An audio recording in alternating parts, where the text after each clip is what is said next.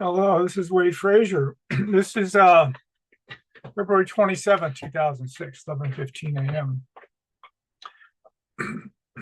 I haven't been posting lately because of computer problems, but it looks like they've been solved finally.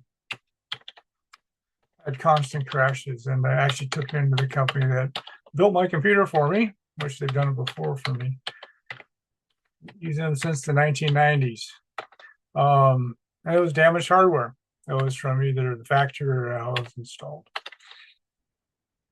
So I hope those problems are behind me for the next 10 years. We'll see.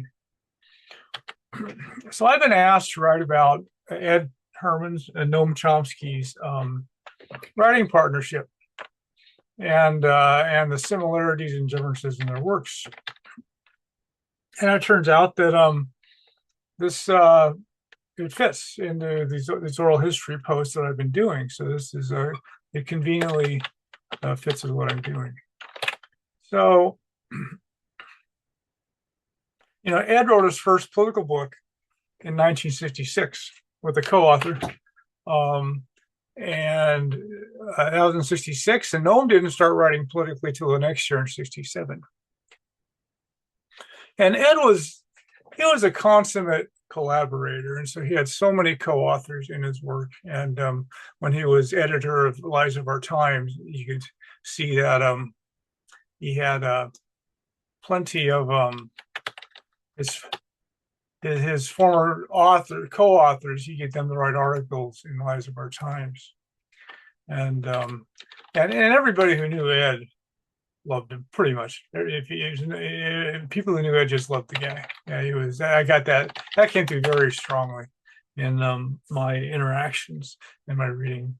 One of my pals, actually, Leroy Ellenberger, who was a Velikovsky apostate. R.I.P. Leroy, because he had died last year. But he actually had Leroy got he got an MBA at Wharton, and he had Ed for a class. And he said it was great. He said it was a great instructor, great professor. And so that also did not surprise me. In fact, Leroy, he warned me what might happen if I tried to improve Ed's Wikipedia biography. Because he had actually tried to do something on, I think, Carl Sagan's biography. And Leroy was right. Yeah, so got my head handed to me trying to improve Ed's bio.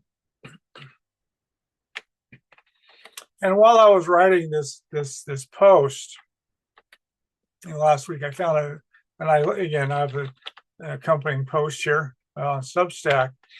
I found a video Noam did back in 2018, which was it was published relatively recently, and it was basically a tribute to Ed for some I think South American activists and stuff. So yeah, Ed had, again, similar to how Noam is more famous outside the United States than he is inside the United States, Ed had a similar stature.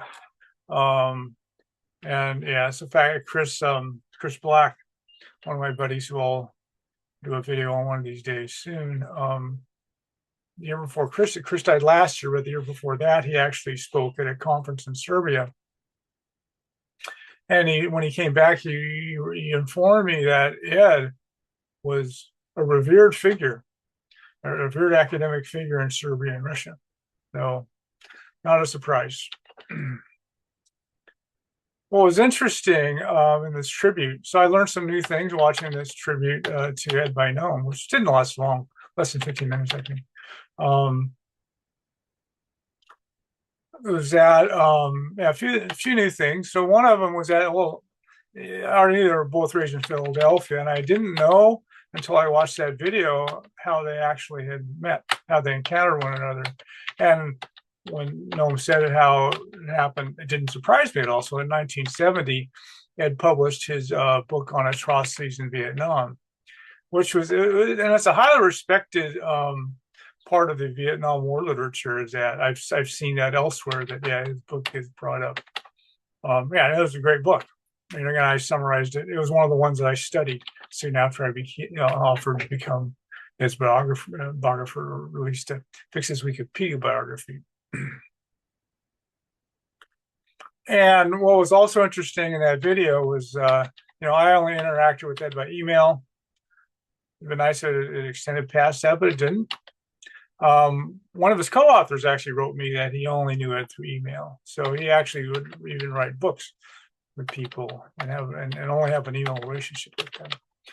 And Noam essentially said the same thing. He said he only met Ed a few times in his life, and he said he wouldn't, not sure he would recognize Ed if he saw him walking down the street. So yeah, he only met Ed a few times. And then Ed discussed, and I linked all this. He discussed why he collaborated with Noam, and it was more they had synergies and more efficient, etc. They decided to write things together. And so Ed and Noam, after Noam got a hold of Ed, after Ed's Atrocities in Vietnam book, they began to collaborate. And their first book together was Counter-Revolutionary Violence, Bloodbaths in Fact and Propaganda. And that is where they first presented what they call their bloodbath framework. And in fact, also in that video, and I knew that Ed had invented the names for it, but apparently Ed invented these kind of frameworks are Ed's inventions. And in fact, Noam said that the naming of them is constructive, benign, nefarious, and mythical. This is Ed's, Noam called it Ed's sardonic sense of humor, which was, yeah, it was funny.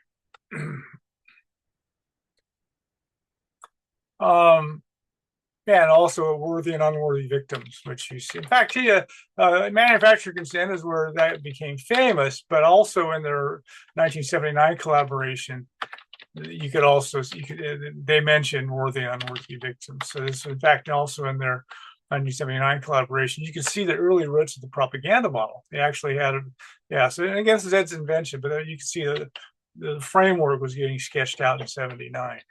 And in fact, in their 1973 book they published together, that was the first time that I ever saw Ed take on the media. And I imagine it was the first time for Noam when they really started taking on the media. Before that, he didn't. Ed's first two books, he really didn't criticize the media. Criticized the American government and the empire, but he didn't take on the media. But in the 1973 book, they did. And that book, 1973 book, was actually censored. In fact, it was a subsidiary of the Warner Communications conglomerate, and Warner actually put his own subsidiary out of business to prevent the publication of that book, which was one of the most outrageous instances of censorship I've ever heard of. And they got their vengeance, though, 6 years later when they published their 1979 two-volume book, which was 5 times as large as their original book. And they published it through a radical publishing house, South End Press, which was also co-founded by the people who ran Z Magazine. And so this is what they did. In fact, Ed used South End Press quite a bit. Yeah, several of his books, I think, were published by South End Press. And the bloodbath framework, it's worth discussing. And in fact, when they first presented it in their 1973 book, Ed used that framework for the rest of his life. He applied it to different kind of situations, but that basic framework, he used it, again, all the way to the end of his life. In fact, the last article he ever wrote used that framework. And it's worth discussing. So there were 3 basic categories of that framework: constructive, benign, and nefarious. And constructive are bloodbaths that are either committed by American military or spooks, and immediately serves American corporate interests. And those are constructive. Those are happy events, such as the coup in Indonesia back in '65 and the subsequent slaughter of 1 million people. The media celebrates those. Benign ones are those committed by American allies and client states, so they get ignored. Nobody cares. Again, this is how the media treats them. American mainstream media in particular. And nefarious bloodbaths are the ones that are committed by official enemies. So they are incredibly denounced and lied about. And there's also a subcategory of nefarious called mythical, which either never happened became exaggerated in a surreal fashion, turned into these huge myths. And Manufactured Consent was published in 1988, where they really laid out, again, the propaganda model, the filters. And in 1989, the next year, Noam published a book, Necessary Illusions, and in it he discussed the propaganda model and his predictions. And one of them was, and again, all the predictions of the model were borne out. So again, and you'll see Noam, he's done this a number of times. He says it's one of the most tested models in the social sciences. Yeah, in fact, it's never been challenged. Propaganda model has never been incredibly challenged. The assailants just have to lie about it and misrepresent it, but there's never been a credible challenge to the propaganda model. And the propaganda model will continue to be relevant as long as there's a capitalist media. And so those dynamics and the technology changes, et cetera, don't really impact the basic validity of the propaganda model. Which means that, again, basically the media is going to serve elite interests, capitalist interests. That's what it's going to do in a capitalist society. I mean, it's almost like, duh, but yeah. So Ed stated it academically of why that's the case, why the forces at play do result in what we see today. And anyway, in Noam's predictions of the propaganda model, again, back to nefarious bloodbaths. So nefarious bloodbaths, they're lied about, exaggerated, this kind of thing. And when the media's wildly skewed treatment of these bloodbaths are exposed, only for the nefarious ones, with the exposure of the media's lies and distortions, get attention from the media and the imperial lapdogs. And in fact, the prediction was that when the lies about nefarious bloodbaths were always about exaggeration, etc., when those are exposed, those doing the exposing would be attacked. And so the system can't afford to have those kind of lies exposed like that. And so those get attacked. And it's actually an understanding that actually explains all the, as Noam predicted, all the Sturm und Drang around Ed and Noam's work. All the, Khmer Rouge supporter, the Holocaust, and all this kind of stuff. What none of their critics ever do, I've never seen it, is that what Noam ever really doing was showing how nefarious bloodbaths are lied about, as compared to benign and constructive, etc. And that was the point. The point was that the media is going to not even-handedly report on bloodbaths. It all depends on who did it and whose interests are being served. And that was the point of their work. And I've never seen one of their assailants and critics admit it, which is against the foundation of their work, but their critics can never, ever, ever acknowledge that. They don't do it. So that's either they're dishonest or idiots. I don't know, but it's amazing. And I've seen this dozens and dozens of times, these kind of attacks, which never acknowledge that, which is the foundation of their analysis. And the 1979 book, on their censure book, the second volume was about how the media lied about post-war Indochina in order to help rebuild America's imperial ideology, which they concluded was successful. Yeah, so it turned the United States into, a genocidal invader to somehow we had clean hands and we could moralize about the failings of post-war Cambodia, for instance. So this is, again, back to it's all propaganda. And again, and Noam and Ed were targeted as Holocaust deniers regarding post-war Cambodia and called Khmer Rouge supporters, which was all big lies. And again, back to they purposely avoided the explicitly stated point of Ed and Noam's work on this. In fact, oh, in the interviews, in fact, that tribute to Ed, Noam discussed this, and particularly contrasting the genocide in East Timor versus the genocide in Cambodia, and how the media ignored one and the other one was front page news. Again, this was, how to say it, it's never been rebutted. So nobody's ever really honestly challenged their framework, ever, to invalidate it. It's never happened. All the assailants can do is lie, but misrepresent and lie about it. That's what they do. And this is, again, back to Brian O'Leary. Are we a sentient species? Or, but my primary lesson is personal integrity is the world's scarcest commodity. So are they just irrational or dishonest or both? And I'm not a mind reader. So you're not either. Ed and Noam didn't claim to be mind readers. So it's like, and they came up with plausible reasons for that. In fact, Ed would say that these assailants and stuff really are incapable of being rational when their cherished framework, which is the empire, we're the good empire, when that's challenged, they're incapable of responding rationally to any challenges like that. They can't do it. They're so brainwashed they don't even know it. This was a big theme of Ed and Noam's, was that.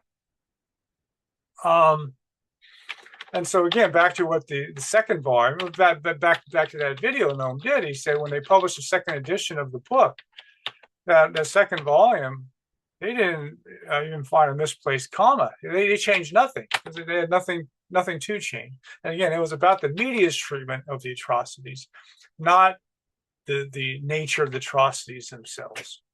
And this is the distinction that Noam and Ed's assailants have never acknowledged. But the results perfectly conform to the blood blast framework. Yeah, again, so the blood blast framework has never been credibly challenged. The propaganda model has never been credibly challenged. And their critics can't string two rational thoughts together when they're not being dishonest. It's been amazing to witness that. And again, back to Noam. Noam would say that very few of them were being dishonest. And Ed would have said the same thing. They're incapable of being rational when defending the empire, when defending their paymasters, this kind of thing. In fact, the New York Times obituary. So when Ed died, and there was an obituary in the New York Times, it was a classic instance of it, when it basically said that Ed and Noam had, quote, soft-pedaled evidence of genocide in Cambodia, Rwanda, and during the Bosnia War, Srebrenica, in their manufacturing consent. The only problem was the bloodbaths in Rwanda and Bosnia hadn't even happened yet when the book was published. So this was, again, back to Ed would have probably laughed at it, from heaven, that they proved his point. Yes, the media can't even report the basic facts of the books accurately. In fact, Chris Black thought that was intentional. Yeah, Chris said they did that. That was intentional. He goes, that was not an accident, an oversight. This is what they do. Could be. And again, they didn't soft pedal anything. So soft pedaling is one of the charges I've seen over and over again with Noam and Ed, which is a lie. It's not soft pedaling. That's not what they do. They're exposing they're contrasting the treatment that bloodbaths get based on their category, whether they're ours or theirs. And in fact, in the 1979 book, they actually said there may have been a genuine genocide in Cambodia. Could have been. But at the time they published their book, the American press and scholars didn't have access to Cambodia. So they're relying on, in fact, that's Ed Noam's their famous article in The Nation. They said it's, the slamming of Cambodia is relying on fourth-hand evidence, which in fact, when it turned out that there had been a genocide in Cambodia, Noam eventually said that deliberately lying and being right by accident is not the same as pursuing the truth. So, yeah, and Ed and Noam never denied there was a bloodbath, even a genocide in Cambodia. They never did that. They just noted how the media dealt with it, particularly when the facts weren't in. Yeah, wild speculation from the media. As contrasted with what happened in East Timor, which is the facts were all at hand, and the media wouldn't report any of it because that genocide was committed with American weapons, American diplomatic support by our man in Indonesia. So that was really the point of their work, and all their works that way. Again, basically exposing the hypocrisy of the treatment of these kind of issues.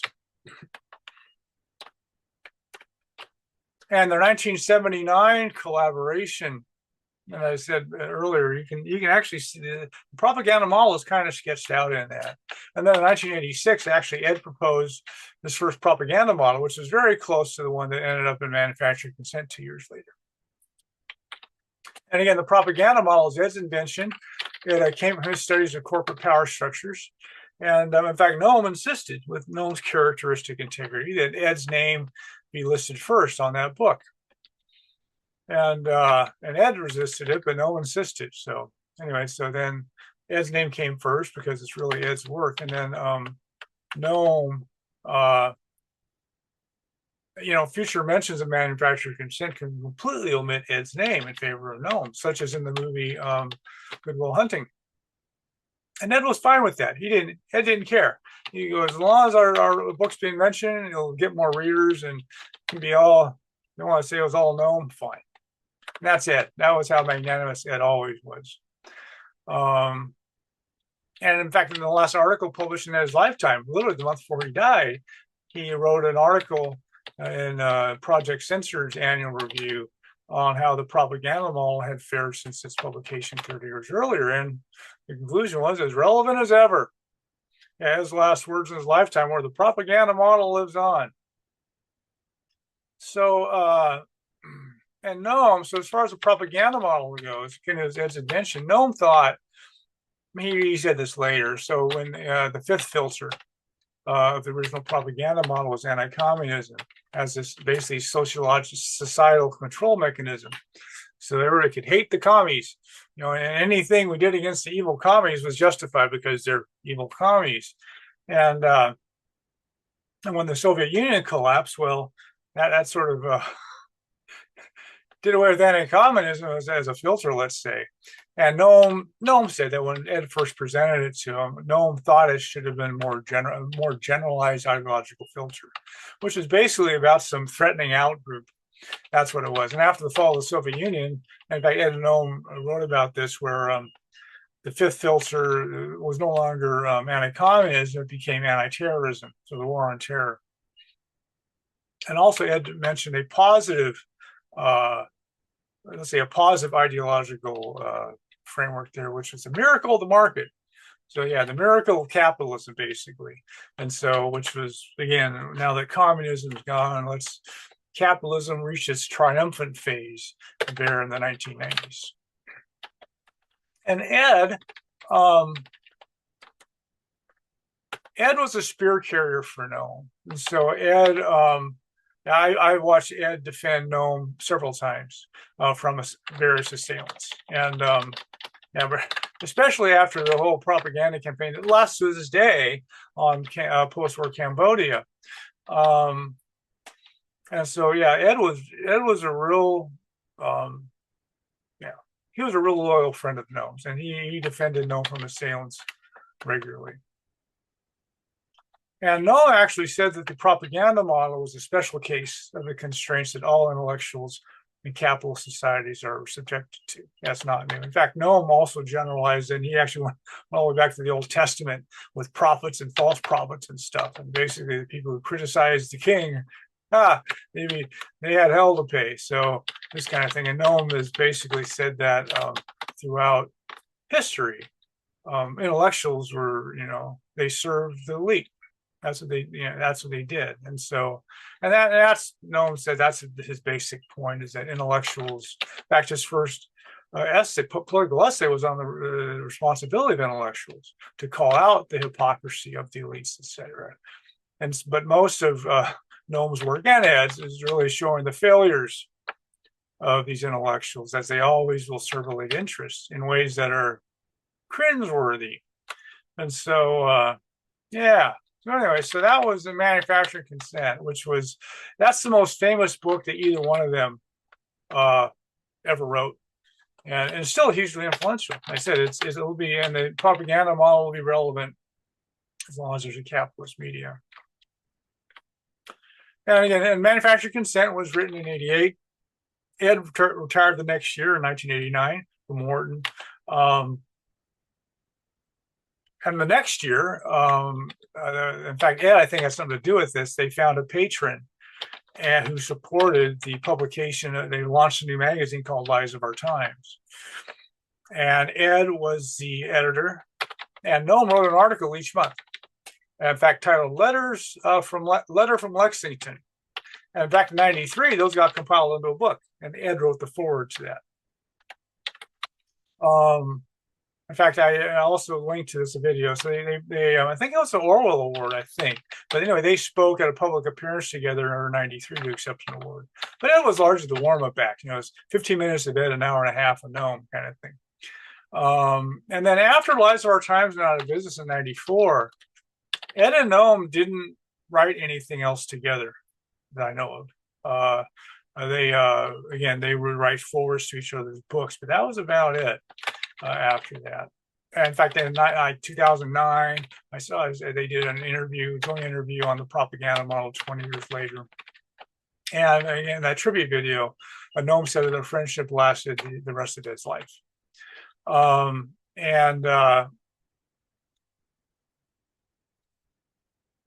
In a late life interview, so literally like just a couple of years before Ed died, I saw an interview because Ed did a fair number of interviews in his later years, and some of those became videos. And Ed was asked, basically, they asked him if he had a falling out with Noam, and they kind of pressed Ed, and he admitted that Noam was not happy with Ed's critiques of leftists such as Christopher Hitchens and Todd Gitlin. You know, Christopher Hitchens, it was again, these guys were I'll call them the imperial left, right? So it's like they're really, yeah, it's a funny kind of left, and that's where, you know, Noam would say how the hawks and doves are united in their imperial objectives. It's just the only differences are on the strategy to achieve them. And Hitchens, late in his life, after he was no longer really a member of the left, he wrote an article about how he preferred writing while drunk. Yeah, and then a guy named Todd Gitlin. Again, Gitlin supported the U.S. bombings of Yugoslavia, invasion and complication of Afghanistan. And in fact, in Ed's obituaries and stuff, Gitlin was one of their go-to guys to critique Ed and the propaganda model, which was, I didn't consider Gitlin's work very valid when he did that. And Ed, Gitlin and Hitchens and others, Ed called them the cruise missile left. In fact, Hitchens became the founding member of it because Hitchens literally, one of our, was it the invasion? It might have been the invasion of Iraq. Anyway, Hitchens was lauding the cruise missiles as this precision weaponry and stuff, which was really it's just great. It was a great imperial weapon, was a cruise missile. So anyway, so Ed called them the cruise missile left. So basically the imperial so-called left. Again, Ed thought those critiques were important. Noam thought they divided the left. So Noam was not happy with Ed criticizing other leftists, let's say. But Ed thought it was great and important. And I agree. I agree with Ed that, yeah, these are the Hitchenses and the Gitlins and stuff who, you know, might not like all the wars of the empire, but they're like most of them. Yeah, it's not sure how left that is. One of Ed's last reading writing projects was on what the West, and particularly the United States, did to Yugoslavia in the 1990s. And the Srebrenica massacre, Ed actually wrote a lot about that. In fact, he led a scholarly an effort, which has never been rebutted, on how that massacre was maybe 800 men, but got inflated into this genocide of 8,000 men in the propaganda system. And and in fact, Chris Black also, he wrote extensively on this and the forensics. Again, the most the only credible evidence there is of that massacre is that it was a vengeance massacre. Again, it was several hundred, so several hundred men were murdered there. And however, it seems to be that it was to some degree engineered or allowed to happen by the United States to give them an excuse to bomb Yugoslavia.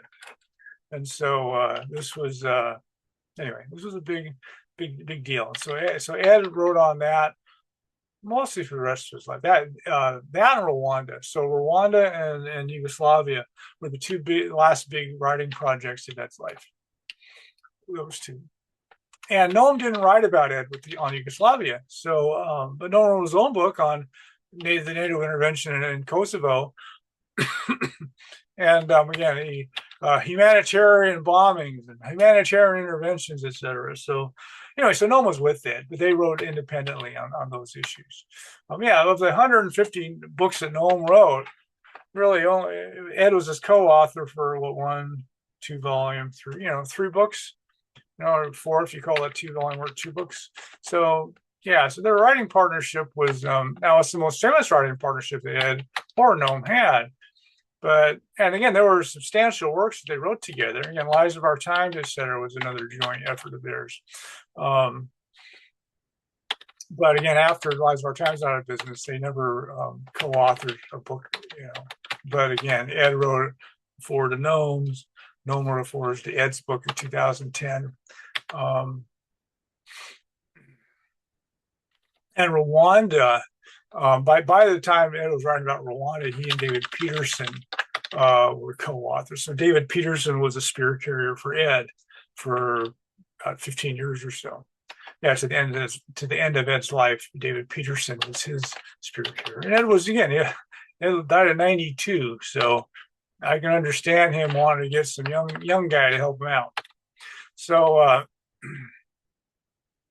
and in Rwanda, their whole point of their work on that was how the American propaganda machine basically turned reality upside down. So the invasion and conquest of Rwanda by the Tutsis under Paul Kagame somehow became a genocide of Tutsis by Hutus, when the reality was that millions of Hutus were eventually killed by Kagame's forces. So this is where an instance where reality got turned absolutely upside down. In fact, Ed and David called Kagame possibly the greatest mass murderer alive, while he's portrayed as this heroic figure in the English-speaking West, because the English-speaking West profited from what happened there, which explains everything. Yes, they were actually, it was a displacement of French interests for Anglo interests. And Kagame's portrayed as this heroic Abe Lincoln kind of figure in the English-speaking West today. And he was written I think a couple of years ago, last year, I think, he was recently elected, put that in quotes, with 99% of the vote, which is, and the other two so-called elections after the conquest of Rwanda were similar and totally fraudulent elections, which the West has never, you'll never find any comment in the mainstream media in the West, English-speaking West, on the total fraudulence of elections and all that. Yeah, so a conquest and dictatorship gets portrayed as this, heroic, democratic, victory. And again, so Rwanda was literally an instance of reality being turned upside down. And again, the last book Ed wrote was about that in 2014, revisiting the Rwanda genocide 20 years later. And then in 2010, Ed and David wrote The Politics of Genocide. And again, Noam wrote the foreword to that. And it was the same bloodbath framework from 1973. So this, again, once they came up with that, Ed used that for the rest of his life, that framework. And in this framework, there was a kind of another novel use. This framework could be repurposed. And this one was they used the bloodbath framework on the use of the word genocide. And so, in fact, Noam in the foreword to the book, he basically said that Ed and David's book showed how the word genocide had been so politicized that it became meaningless. In fact, Noam suggested that the word genocide be retired from public discourse until it could be honestly used, because it was so misused in public discourse, particularly by the media and the governments. And again, Ed, all the going manufacturing consent. In fact, his atrocities in Vietnam was an earlier instance of this with Ed, was his statistical rigor in coming up with his work. So again, were the unorthodox victims and all these situations where Ed is a guy who brought all that statistical rigor to it. And they did the same thing in this book. And so what they did was they came up with a novel measure. And what they did was they took the media's use of the word genocide to describe bloodbaths and compared it on several of these bloodbaths around the world, and the media's use of the word genocide, and then showed that if it was a constructive or benign genocide, bloodbath, genocide, it was almost never called genocide in the media. But if it was a nefarious one, committed by Serbs or the Hutus, whatever, again, the official enemies, then every sentence had genocide in it. And so they actually performed a statistical analysis on basically a bloodbath and how many times and how many deaths there were in these bloodbaths and how many times the media referred to it as genocide. And they actually adduced the most extreme statistics I've ever seen in the social sciences. So, in Kosovo, so again, the Serbs were the proxies for the Russians, basically in Yugoslavia. So they were the evil enemy. And in Kosovo, the Serbian forces, their killings of Albanian civilians, and it was some hundreds, I believe. And then you had the invasion of the Democratic Republic of the Congo by Paul Kagame, and also Uganda. They were the biggest offenders of this. They invaded Congo and killed several million people, mainly Hutu refugees. And so anyway, Ed and David, did the work and came up with the statistics. And the death of an Albanian civilian in Kosovo was called genocide in the media more than 25,000 times as often as the death of a Hutu refugee in Congo. Yeah, so a 25,000-fold disparity in the use of the word genocide to describe somebody's death. If anybody has a more extreme statistic than that, I'd like to see it, because I've never seen anything that extreme before. So yeah, the media has no defense in how they did that, just no defense, and their use of the word genocide. And Noam he wrote the foreword to the book, and so he was on board with this. Again, goes back to the original bloodbath framework. So yeah, it's been consistent. So this framework has had great utility over the last 50 plus years. And also, I'm going to describe a little bit about the differences with Ed and Noam. Things that they treated certain subjects differently. And so, for instance, I've written about this. Ed was on board with the idea that John Kennedy was killed in a conspiracy. And again, my reporting of the Gary Lean conversation with John Tower, which clearly demonstrated that Lee Harvey Oswald had nothing to do with shooting John Kennedy. He was part of a backfire CIA operation. So I was on board with that. And again, in a previous video, Lives of Our Times had a cover story on. In fact, it was one of the backyard photographs was on the cover, and it was about how the media was attacking Oliver Stone's movie on JFK before the movie even got made. And so, but Noam wrote a book to deny that the CIA would have had any motivation to be involved in the JFK assassination, which I consider that to be a misguided effort by Noam. In fact, the CIA definitely led the cover-up of Oswald's involvement with the CIA. The CIA covered up all. Alan Dulles basically ran the Warren Commission. They covered up the CIA's involvement in the assassination, even the fake operation. It was all covered up. And if we credit Danny Sheehan's reporting, which I made a video of not too long ago, Alan Dulles greenlit the JFK hit. That's according to Sheehan's reporting, and not a surprise. That wouldn't surprise me at all that Alan Dulles, the former head of the CIA, actually is the guy who got the operation rolling to kill Kennedy. Yeah, wouldn't be a surprise at all. And again, as I and others have written, that was a watershed event when Dwight Eisenhower's warning about the military-industrial complex came true. 3 years later with Kennedy's murder, and so every president since then has been a tool of the military-industrial complex. Again, full empire. So yeah. So again, it's American presidents are like Roman emperors. They're disposable, and every president knows that. Knew that they were a disposable puppet. Like on retail politics, Ed, he supported Nader's run in 2000, and I did too. I watched him speak here in Seattle, and when the election was over, Ed said he'd learned his lesson about how rigged the whole system is, and so yeah, he didn't advocate presidential candidates since then. Yeah, he's learned his lesson, and so did I. I haven't voted for president since then. And Noam, actually, he's not seen in the American mainstream media. You never see him except about once every 4 years. He gets trotted out to say vote Democrat as the lesser of two evils. And so this was yeah. So these are the differences between Noam and Ed. Again, not huge, but there were some differences. And Ed stayed in his lane largely. And back to when I tried to introduce him to my astronaut for energy pal Brian O'Leary, Ed wasn't interested, and I think it was partly because Ed stayed in his lane. So he largely confined his public work to American imperial behavior and the media's treatment of it.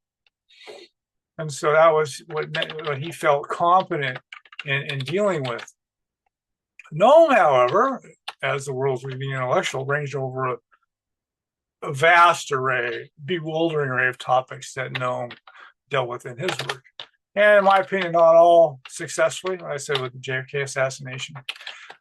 So they had their differences. Yeah, Noam was definitely, even with all this Epstein stuff, Noam will go down as the greatest dissident intellectual in American history. I'm pretty confident about that. And we'll, in fact, I'll get into this in the next post, but now Stephen Hawking now has been dragged into the Epstein intrigue. And so, yeah, no intellectual was safe from all of that. So anyway, and then my next post will be about Noam since Ed's death. And nobody can speak to Ed, but I'll speculate a little about how Ed might have reacted to various events since his death. Kind of a virtual Ed. I'll get the end of that in the next post. And so that's all I have for now.